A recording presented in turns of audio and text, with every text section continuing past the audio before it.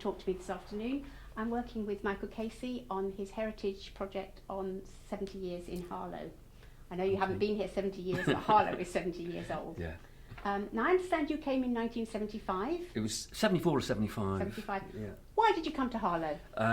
Well, I'd left university and I was back in Liverpool and I saw a job advertised and I just, on a whim, I didn't think I was going to be here for very long, so I just thought I'd take a job while looking for something else. And that job was in the college? And that job was in what used to be the old Harlow Technical College. Which was over by the Playhouse? Over by, yes. And had you worked since finishing university, or was this your first job? That was my first job since leaving university. And you graduated in?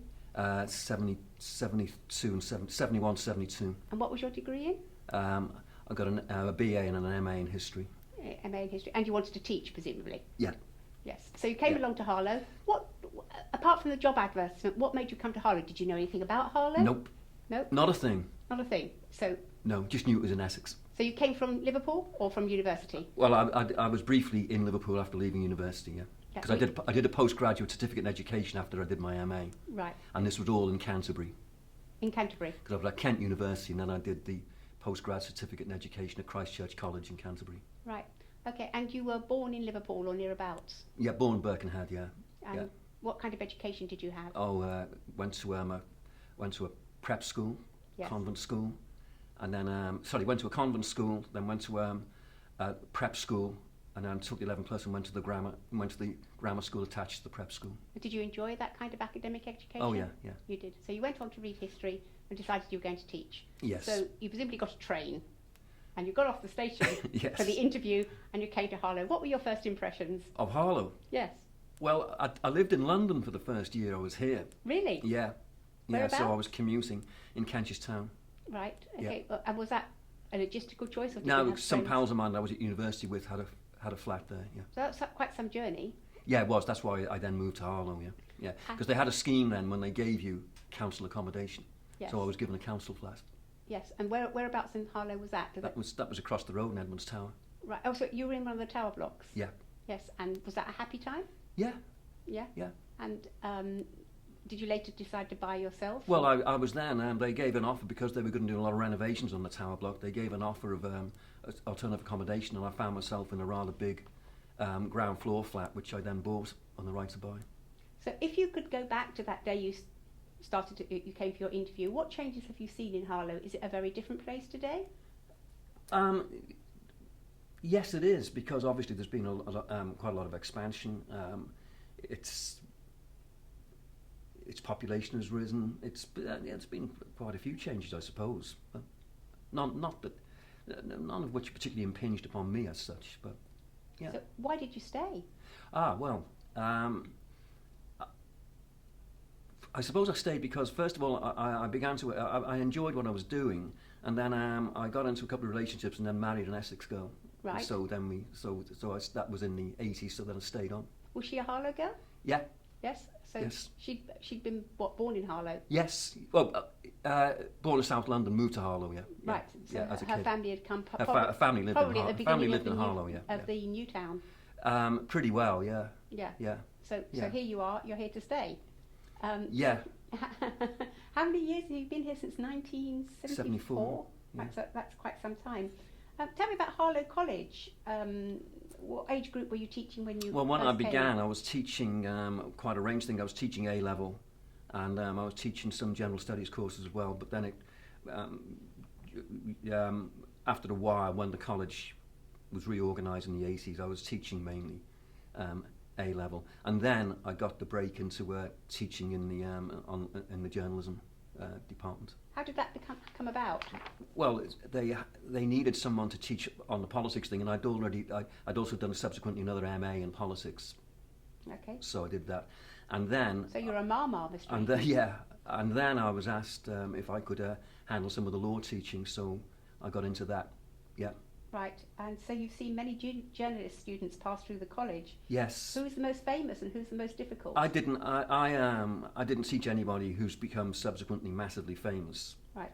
But I've taught a few people who've ended up on national dailies, like on the Times, for example. Did you teach Piers Morgan? No, that's before my time. Really? Well, not quite, but I didn't teach him. No, no. Right. Following on from the changes in the 80s, when it became possible to buy your own council house and the provision for social housing has declined, how do you think that affected the people in Harlow? Well, I think I mean, at the time when Jerry Hayes was at Harlow MP, he took the view that everyone buying a council property was going to be a Conservative voter. So obviously that's had an impact. But I bought the flat that I was in, and then myself and my wife, we sold that one. We bought a house in Joiners Field, still in Harlow then. Yeah. Okay. A number of stalwart High Street favourites are no longer in the High Street now. They don't have a presence here. Do you think that's had a big effect on the town?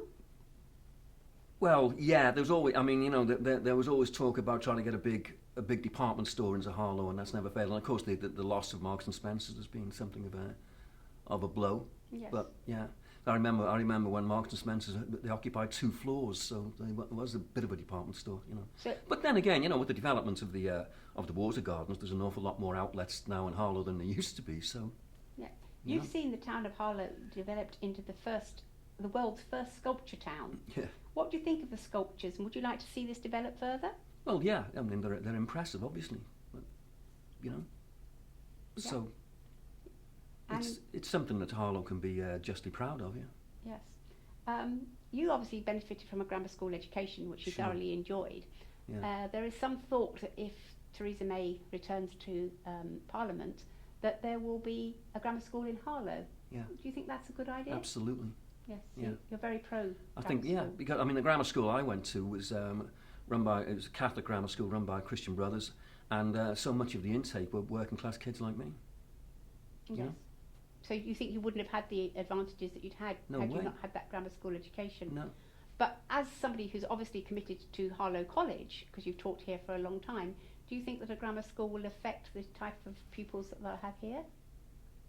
Well, no, I don't. No, I don't think so, because I presume the intake would start at 11 or whatever. So it'd just be there's nothing to At the other end, prevent it may. people. Well, there's nothing to prevent people from leaving grammar school and coming to do further education courses here. Right. Yeah. Okay. And if you walked around the town now, what particular differences do you see than when you first arrived? Well, the extent, I suppose the big one is the development of the Harvey Centre, because there used to just be kind of an open car park, and then subsequently the development of the water gardens. It was a much smaller place. That's about the big difference. One thing that has gone though, there used to be very flourishing and thriving markets. Markets? Around, yeah, in the big square area around the post office, and that's gone into massive decline. What about the diversity of the population now? That must be quite Yeah, different. it has become a much more diverse population, yeah, in recent years, yeah. Yes, and do you think that Harlow tolerates that and that there is no issues with it? There probably are going to be certain issues, but I don't see Harlow as being in any way a more racist or anti-immigrant town or anywhere else. And do you see your future in Harlow? Don't know. You don't know. Pass. Yeah. And what have you enjoyed teaching most? Did you enjoy teaching? Undoubtedly teaching law on the journalism courses. Why is that, do you think? Well, because I got so into it, and then I'm on the board of the NCTJ, and I got taken on by one of the authors of the major works law on moderating and marking Sheffield University work, and so I've really enjoyed teaching law. Sadly, Harlow College no longer has the postgraduate journalist course. Do you think that that's changed the type of? Yeah, it's disappointing. I mean, unfortunately, for whatever reasons, we've lost a lot of students. I mean, when I first taught on the journalism courses, there was a separate magazine course, as well as a newspaper course. We had such large numbers of students, so that's disappointing. Yeah. What are the facilities in Harlow do you use? Do you enjoy the open spaces? Yeah, I love the open spaces. When I had a dog, one of the best things about Harlow is that you are so close to green. I mean, even here now in the town centre, you're just within touching distance of being out in the countryside. Yes, so that's remarkable. The town park is pretty extensive. Town park's itself. fantastic. Yeah, leisure zone's good. Yes. Yeah. So yeah, I think the facilities in Harlow are pretty good. Do you leave Harlow very much for your Yeah. own leisure? Well, well also I'm also at Harlow Tennis Club, which is a fantastic facility as well. Right. So so I can stay in Harlow for facilities like that. Yeah. Did you join the tennis club as soon as you arrived? It's No, something no, you've no, done for no. years? I didn't really get into tennis until relatively recently. Right. I used to play squash and badminton. And were you able to do that in Harlow from the Oh yeah, beginning? yeah, at the sports centre and then the leisure zone. Yeah. Yes. Do you do the fun run on Saturdays No, in the no, park? no, The park no, run, I believe no, it's called. no, No, you don't no, do that. No. So, what do you think is the most exciting thing about Harlow? You've obviously lived here a long time. You've wanted to stay here. You haven't presumably looked for work elsewhere. So, what keeps you in Harlow?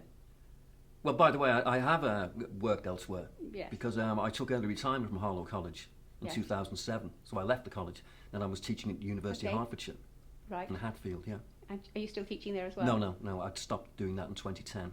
Yes. Yeah. So when did But you return to Harlow College? Well, they asked me to come back a few months after I'd left. And then I left Is that again. because you went off with your locker key or something? No, I left again and then they asked me to come back again and then I left again and they asked me to come back again. So. It's becoming quite a habit. Yeah. But you presumably must like it here. Oh, yeah. Because you're entitled to take your Absolutely, retirement yeah. and run Yes. to the hills. Yes, yeah. So something is making you come back. Is that the diversity of students or No, the it's people it's you're basically working with? it's the journalism courses. I've said that I really enjoy teaching on the journalism courses, so that's why. Yeah. Okay, thank you very much, Okay. Ken. No problem.